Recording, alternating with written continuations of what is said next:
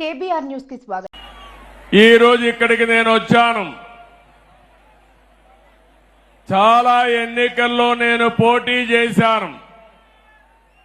ఇది 9వ ఎమ్మెల్యే అయ్యాను. 9 సార్లు ఎమ్మెల్యే అయితే 8 సార్లు మన కుప్పం నుంచే ఎమ్మెల్యే అయ్యాను. తిరుగులేని మెజార్టీతో గెలిపించారు మీరు. నా మీద ఒక విశ్వాసం పెట్టుకున్నారు.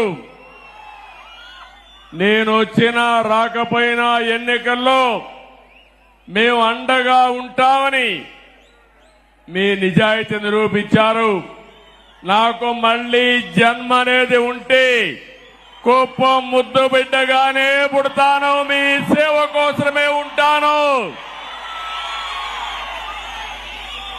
అలాంటి అరుదైన అనుభవం ఈ నియోజకవర్గం. ఈసారి ఎన్నికలు జరిగాయి. 164 మంది ఎమ్మెల్యేలు గెలిపించారు. వైఎస్ఆర్ కాంగ్రెస్ పార్టీని చిత్తుగా ఓడించారు.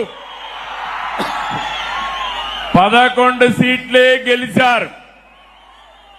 అంటే ప్రజాస్వామ్యంలో ఎవరైనా సరే విర్ర వీగితే ఇదే గతి పడుతుందని ప్రజలు నిరూపించారని చెప్పి నేను మీ అందరికీ తెలియజేస్తున్నా. ఎట్టు చేద్దాం? కాసేపు వెయిట్ చేద్దామా?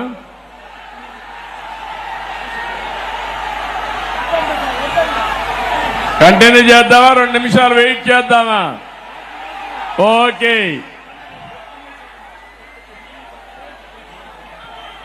అలాంటిది మొన్న జరిగిన ఎన్నికల్లో ఒక హిస్టారికల్ ఎన్నికలు జరిగాయి.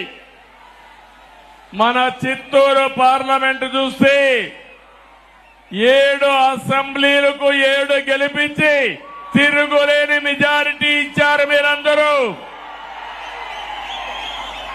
రాష్ట్రంలో 25 పార్లమెంట్లో 20 పార్లమెంట్లో 7కు 7 గెలిపించారంటే ఇది ఒక చరిత్ర. 25 పార్లమెంట్లకి 21 పార్లమెంట్లు గెలిపించారు. ఈరోజు మీరందరూ ఒకసారి ఆలోచిస్తే ఈ యొక్క వైఎస్ఆర్ కాంగ్రెస్ పార్టీ ఒక అరాచక పార్టీ. అలాంటి పార్టీని ఇంటికి పంపించడానికి తెలుగుదేశం, జనసేన, బీజేపీ జట్టు కట్టాం.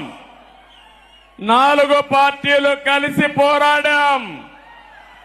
ఎన్డీఏలో భాగస్వాములయ్యాం. అందుకే ఈ ఎన్నిక ఒక హిస్టారికల్ ఎన్నిక అని చెప్పి కూడా నేను మీకు తెలియజేస్తున్నా.